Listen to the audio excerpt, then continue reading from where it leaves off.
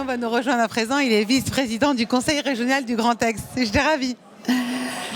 Conseil régional du Grand Est et il est aussi maire de Charleville-Mézières. Et ce qui est bien, pourquoi? Parce qu'il y a des gens très très jeunes un peu partout et justement il y a une volonté politique. On le voit qu'il est pris. Est-ce que je vais peut-être le rejoindre si Alexandre est... Coucou, venez. Ensemble. Comment ça va? Alors comment je dis moi? Je dis monsieur le vice-président du Conseil régional du Grand Est ou je dis monsieur le maire? Non parce que... Le micro là. Allez-y. Donc dites-moi ce que je fais. Bien, je pense que... Ah ça marche, ne vous inquiétez pas, ils sont top ça à la fonctionne. technique. Bon, très bien. Alors je suis effectivement le vice-président du Conseil régional Grand Est, Voilà. Boris Ravignon. Et très bien, c'est comme ça qu'on va vous aider. Amazon. On va parler d'Amazon, qui vient d'inaugurer son dernier stand de distribution à Ogny, en Moselle. Et promet 1000 emplois, c'est pas mal 1000 emplois, hein, en CDI d'ailleurs, d'ici 3 ans sur le territoire. Comment est-ce que vous avez travaillé avec Amazon pour que cette implantation se fasse comme ça? Parce que j'imagine que c'était des négociations, c'est pas... Alors, il y a eu effectivement des contacts et un travail extrêmement long, mais c'est une démarche qu'on essaie d'avoir sur toute la gestion des projets qu'on appelle exogènes, tous ces grands projets qui à un moment donné peuvent intéresser notre territoire. C'est de se mobiliser, d'être capable de fédérer l'ensemble des acteurs publics, régions, les EPCI, toutes les intercommunalités, tout le monde, depuis ceux qui ont aménagé le terrain jusqu'à ceux qui peuvent apporter les financements et qui peuvent aussi ensuite travailler sur le volet formation, parce qu'on ne gagne pas ce type de grand projet en proposant simplement un terrain vierge ou en construisant un bâtiment. C'est vraiment un accompagnement global de l'entreprise qu'il faut mettre en avant. Et là, c'est la partie émergée de l'iceberg, parce que la région Grand Est, on envisage, nous...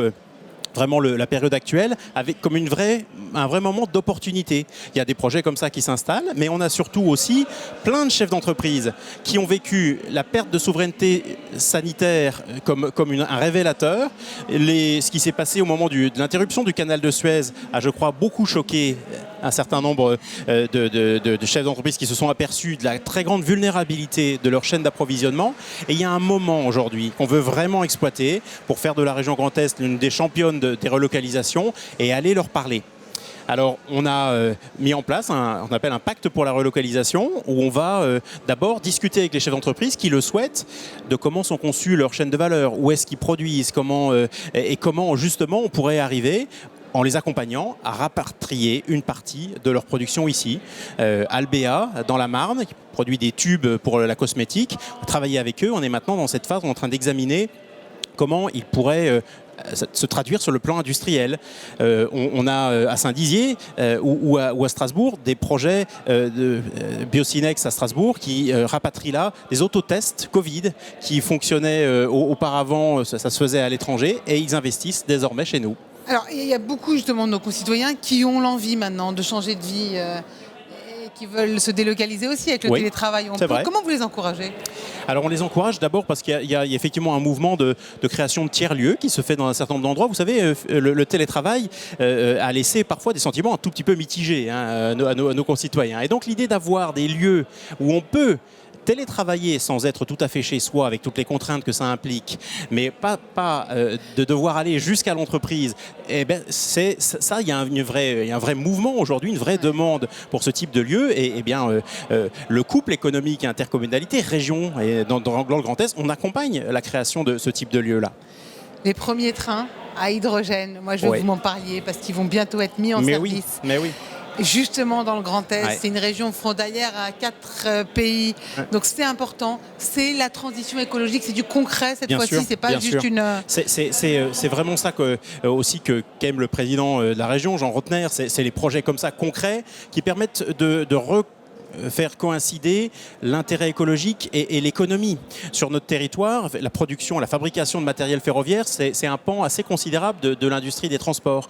Et donc aujourd'hui, pouvoir être capable de construire des trains à hydrogène qui vont améliorer le bilan énergétique du transport ferroviaire. Quand il n'y a pas d'électrification, on est aujourd'hui au diesel. Et des diesels qui sont extraordinairement émetteurs de particules, de CO2. Donc passer à l'hydrogène, c'est un gain écologique. Et puis il y a aussi la notion, une notion de coût et de retombées économiques. Donc on concilie l'ensemble de ces démarches-là. Et donc typiquement, la région Grand Est, effectivement, aujourd'hui souhaite miser sur l'hydrogène vert qui justement est produit à partir de sources durables, renouvelables. Et c'est un axe de notre transition écologique et énergétique auquel nous tenons énormément. Eh bien, en tout cas, on va vous suivre. Merci beaucoup, Boris Ravignon, vice-président du Conseil régional du Grand Est. Et on va tous venir vous voir. Comme vous voulez. On va s'installer, on va voyager. Tout ça sera écologique et on en est ravis.